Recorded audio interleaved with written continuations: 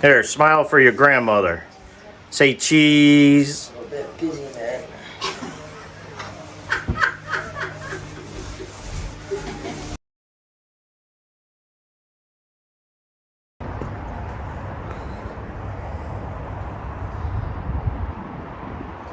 Got a little snow last night. Morning, folks. So, got a little snow last night, but it melted quick. Got some leaves done right before that. But now it's time to get on this wood. We got to knock out this pile. It's a rainy, raw day. Cold.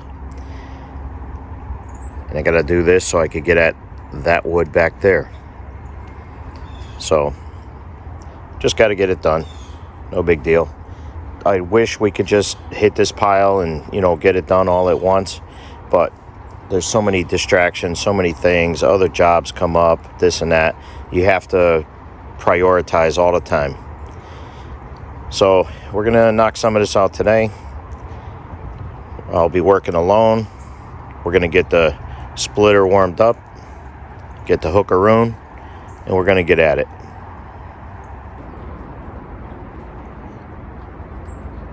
All right, most important part, coffee.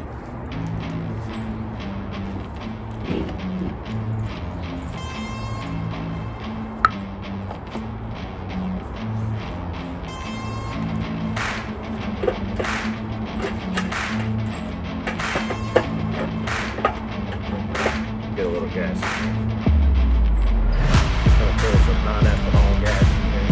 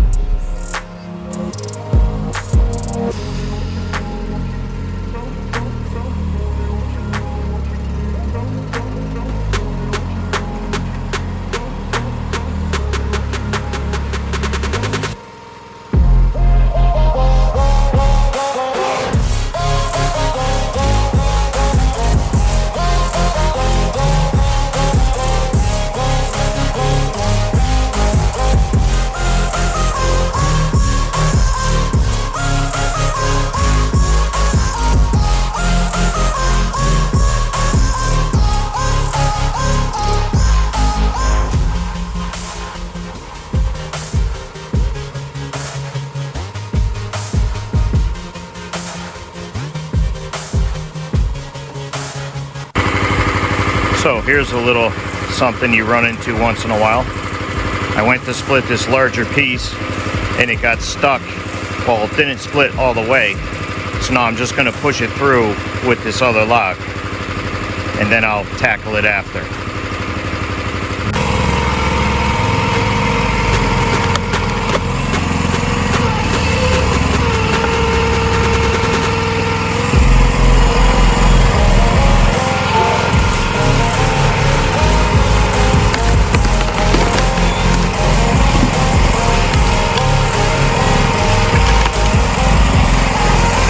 Pushing on the trailer a little bit, so I'm going to back off a little and readjust it.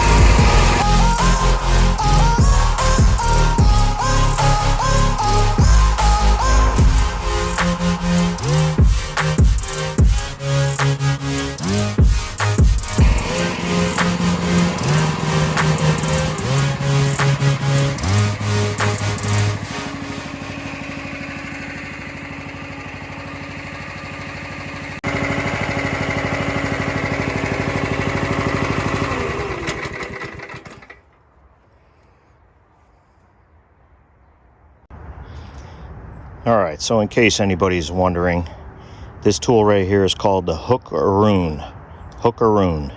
It's a super handy tool when you're trying to move these big rounds around by yourself. I would not split wood without it. Same as the splitter. So the old splitter's running really nice. That's a pretty good splitting session this morning. You can see we got about a trailer full, which is probably just shy of a cord. It's probably what we call an air cord. So I just want to say that there's a lot more going on here than just splitting wood. If you noticed at the beginning, of the video, I was splitting up some really small, tiny pieces. I have numerous uses for those small pieces, one of which is starting fires. There's no sense splitting big wood if you're having trouble igniting them. So by having all that small kindling, obviously it's a little easier to get a fire started. But I also keep a bunch of that on hand in case I have to cook with it. I keep all my charcoal grills and everything, just in case there's a shortage of charcoal, something like that.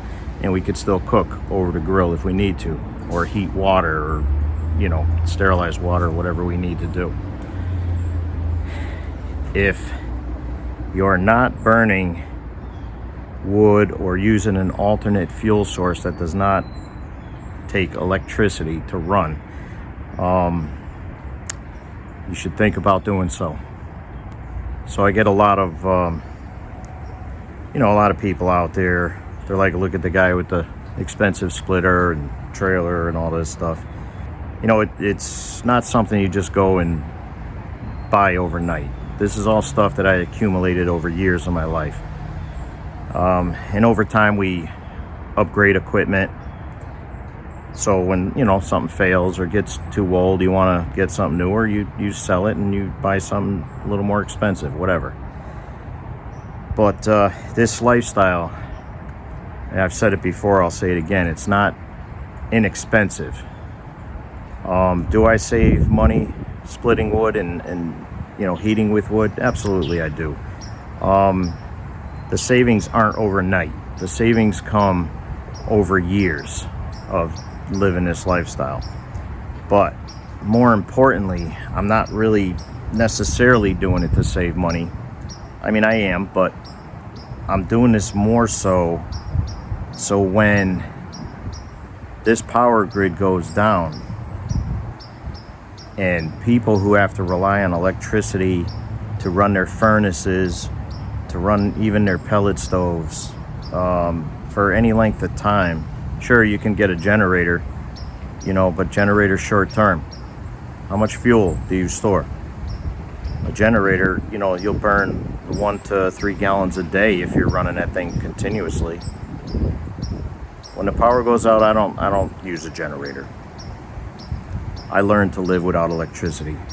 It doesn't take an MIT graduate to realize that there's some bad things going on in society right now. It doesn't matter who you voted for and all this other stuff. I mean, it does, but the consequences of a certain vote, you can make the determination yourself. But I'm telling you right now, if those of you who, well, let me just say something to the men out there. If you don't have a means of keeping your little lady warm in the cold winter, 3 or 4 months into it, then you're going to have some issues. You're going to be in a doghouse, a cold doghouse. So I just want to stress that bad days are coming. And it's not just about splitting wood. This is fuel. Right? We need it for cooking. You need it for heat. You need it for sterilization of water. A lot of things. And I want to take a moment to thank all you new subscribers for subscribing to the channel. Hit that like button. I appreciate it. That's what gets these videos out there. Oh, I hate that word. I gotta stop saying that. Now we also, you notice we split the wood and throw it directly into the trailer here. The trailer makes it so much easier. I can't stand picking up wood off the ground. I know I've said that in the past, but this saves me so much time. Me and the boys, we'll hook right up to this trailer now, and we'll pull it up to the spots where we're stacking this wood, and it saves us hours, and that's great. It also saves on back fatigue. I just like to point that stuff out because I get a lot of questions. You know, there's a lot of guys out there, they can't help but hit that button on the dump trailer. Just they love dumping the thing. Well, I'll raise it up, keep the doors closed, as you saw in a previous video. But we'll show a little bit more of that. But this wood, you know, you want to live this lifestyle and you want to be able to heat your house in a disaster, you got to put in the work. You got to put in the work. So not a bad load for one splitting session by myself. I always try and fill the trailer at least during that one session, if possible. So listen, thanks for watching. We'll see you in the next video. Joby out.